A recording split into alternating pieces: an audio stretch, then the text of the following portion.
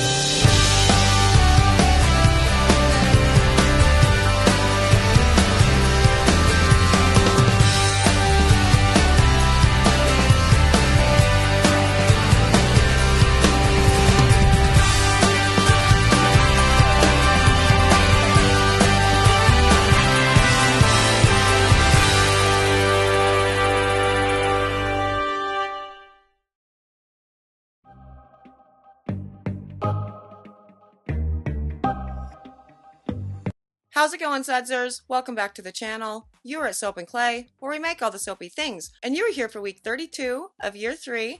And today we are focusing on a beautiful swirl pattern. Now here's why. That's basically what we're going to be doing for the entirety of this week is fun stuff with swirls, because the wood grain challenge made me realize that I haven't done a lot of swirls, like for content on the channel this year, but specifically just generally in the soap world. For my business, I've been sticking to more kind of blocky designs this year, and I find that weird because I love swirls. So we are going to be making a swirl soap that I have made a number of times. I love it so very much. It is a special order on my website, so you can get the whole loaf.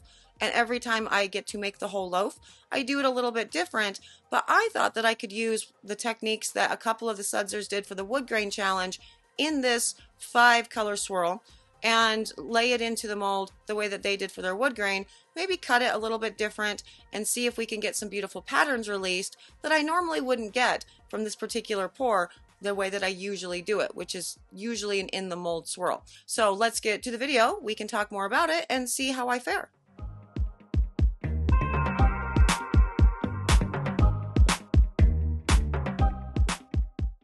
Got a baby video today. We've had a lot of baby videos and I'm kind of here for it. It's been, for a couple reasons. One, because I'm trying new stuff, shorter videos, whatever, listening to the peoples. That's cool. But two, I'm working on a not shorter video, not listening to all the peoples, and a huge, massive project that you guys, I think, are going to love. So I've been super busy with that. But anyway, shorter videos. Let's do the thing. And I get to play with swirls this week because I have not done swirls in a very long time. So here's what we're working with. 5 colors. We've got 2 purples, 2 golds. This is a lavender honey blend in the scent. It is absolutely delightful. It is shea and white wood from Sierra Candles, plus a lavender and something else. What else do I put in that? Oh, I put in some of the Honey I Wash the Kids dupe from Sierra as well. So there's that. Now with this particular soap, as I said, I do sell this in bulk on the website, so I have a number of listings on the website, or really anything ever that anybody wants to order that's not part of those listings, that I sell for the full loaf, right? And you get like a massive discount on it, and it allows me to just play and make the soap to order, essentially. And so every time I do, I make it a little bit different. But when I was working with the footage from the Project Soapway wood grain stuff, I noticed that half of us did, kind of putting it into the mold sort of the regular way, and half of us did it the other way where you're kind of, layering the lines. You're going to see in a minute what I'm talking about if you didn't watch the wood grain, videos, but layering it towards the pour spout way. And I thought that might kind of be fun to do it with this particular soap because somebody ordered it on the website. And I'm like, cool, let's play with the pour and see if we can get really fun, almost wood grain-esque swirls out of this with a quick and easy pour, because this is a very quick, very easy pour. It took me less than 10 minutes from cradle to grave. Let's check out the actual pour.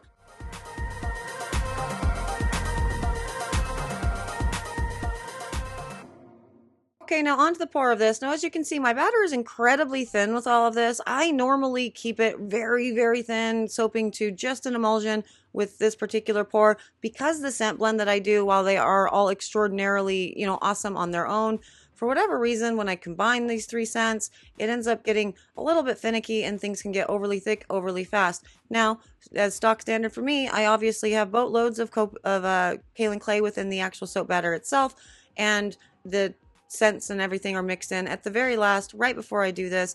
And with this particular pour, again, as I said, I wanted to play around with some other wood grain techniques that were showcased in the Project Soapway wood grain challenges, and see if I could make some very pretty swirls without having to do, skewering or anything else, essentially. So basically what I'm going to be doing with this pour is taking what I'm doing here, and I'm just going to dump it straight into the mold. I'm going to pick one point, and I'm going to dump it kind of like you would a kiss pour, right? Because this was sort of my reasoning on it. I saw that kiss pour spout, that 6 divider, container, just hanging out on my shelves, and I thought, I haven't done a kiss pour in a while. Maybe I should do it. And then I realized that cleaning that container is a huge pain in the butt. So I thought maybe this will be a hacked way to do it, that we're going to cut in 2 different ways to see if the patterns are really different from one way to the next. So it's going to be a good time. And I also love, look, I got my purple. I'm getting better at purples. It's really funny how I spent like a decade of my soap life being terrible with purples and avoiding them or just complaining whenever I was bad at it. And then suddenly it just started working. And by suddenly, I mean it started working because I paid attention to the sudsers for Project Soapway with like Kaylee, and other people have done some gorgeous purples as well, and started using the right amount of micas. But with this particular, you see how gorgeous that is with this pour, right? I'm not going to move the container at all. I'm just going to pour it in just like that. You have this beautiful ribboning out, almost looks like a snake skin. Very, very gorgeous. And so this would be, if you wanted this particular pattern to show up, you would cut, the whole bar horizontally like this. I also want you to pay attention to the amount of purple and gold that we see right here, in the actual pour, and how we see none white. None white in any of that. And pay attention to that, especially when we go to the cut, because it is very interesting where the white ended up with all of this, and there is a reason for it, and we will talk about it obviously during the cut. But as you can see within my soap batter there, see I've said that it gets a little weird. Yeah, mixing those 3 scents together for whatever reason, it gets a little wonky, and I don't know the what or the why behind it, but I have to pour it quickly. So that's why I soap it just an emulsion, very, very, very thin batter, in order to get it all in before it starts kind of ricing and doing strange things. Now, for the rest of the soap that was in the molds, I obviously scraped it all in the containers, I scraped it all into the mold, and I'm just going to do a cute little swirly pattern on the top, because this is what I do. I like to skewer the top. So let's put this into the oven where it will be seat-popped and gelled and will be cut the next day. But for you, it's literally right now. So let's go check out the cut. And again, pay attention to where the white is.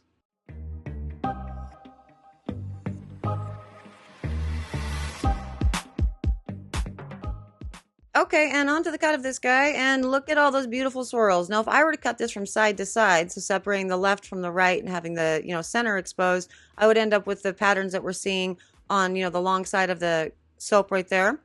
Absolutely, but I am not going to do that. I am going to cut it the regular way, but also have this big chunk left over that I'm going to cut, a different way, and see how much the patterns actually change. Now, with this is one side of the mold, right? So I find it interesting that we have just essentially solid colors of your gold and your purple and not a lot of variation on the edges, because we saw how gorgeous it was as it was ribboning out from the container itself. It looked like it would have a lot of really pretty, swirls. But because I cut it the normal way, that, top down, like we normally do with soaps, I'm just kind of going to get a lot of those more blocky, layers of color, which is actually kind of cool. It's very pretty in and of itself, but doing it that way probably would have benefited from getting a hanger or something in it. But here's the part that's very interesting. You see how these bars here in the middle, they're mostly white? At the bottom, that's the bottom of the soap. You know what I mean? And we didn't see any of the white actually come out. Why didn't we see any of the white come out? That's gorgeous, by the way. Look at that. Definitely getting to the middle of the bar. You have the nice kiss pattern going on, just cutting it normally. But the reason why we have so much white at the bottom of this soap is because while I did layer this, I didn't do a great job actually raising my containers of the accent colors high enough to ensure that that soap batter was going to get all the way to the bottom of the big Pyrex and mix well so it would pour well. So essentially it was pouring from the bottom of the spout as well as the top. So what we see visually from the top is just the colors going in, but also the white is going in underneath all those colors, ribboning out. And so that's kind of what you're left with. Very, very interesting. I do think that it's probably a good idea to maybe take a page out of some of the Project Soapway winners books and continue to build your design and your pattern if you're going to be doing swirls like this within your mold and not putting, or within the Pyrex or the container, and not putting all of your accents in at the same time, just to ensure some consistency across the bar. Now, with this particular soap, again, one chunk was left from the actual middle of the bar, and I am going to cut it, essentially cutting the horizontally, so cutting the top from the middle and the bottom from the middle instead of doing it top down, to see what patterns are released. And it's a very beautiful pattern. Looks like a lovely kiss pour there. So if you cut all of the soaps like that, I think this is what you would end up getting if you were interested in kind of a quick and dirty kiss pour. Now that's an interesting one too. Look, it has hardly any color at all on it. I'm here for it. This was a really fun way to do a lot of interesting soaps for sure. And the lack of consistency, I think, makes them look even more beautiful. So I am super excited to send this off to the sudser who, ordered it on the website and see what she thinks of it. But for now, that's a really beautiful kind of a hack, And there it is, the lavender honey bar. And yeah, it's absolutely gorgeous. Now, I like it when I do it, just the in the mold swirl. Obviously, you have a lot of beautiful variations with all the colors. That totally works for me too. But with this, one, it's easy, it's fast. Like the entire pour took less than 10 minutes, and that's including mixing all the colorants up. Two, if you cut it a little bit differently, you can get almost the makings of a kiss pour within all of it without having to go to all the trouble of actually making a kiss soap using that technique. So I'm a fan. I love it. I like that every single bar is a little bit different, and I am excited to ship this off to the sudser that did the special request, soap bulk thing for sure. So that is it for me today. If you guys found inspiration in this, or you have some cool ideas for fun pours or whatever, tag me in all of your soapy creations, because obviously I want to see them. For the sudsers, thank you so much for existing, for being you, for being awesome. This is the crazy time of the year for all of us, and you guys are doing all of your things, being amazing humans, and also completing Project Soapway challenges. It's insane. You guys are epic. Thank you. Again, I gotta go, but I will see you guys all again tomorrow for another round of soapy fun. Bye.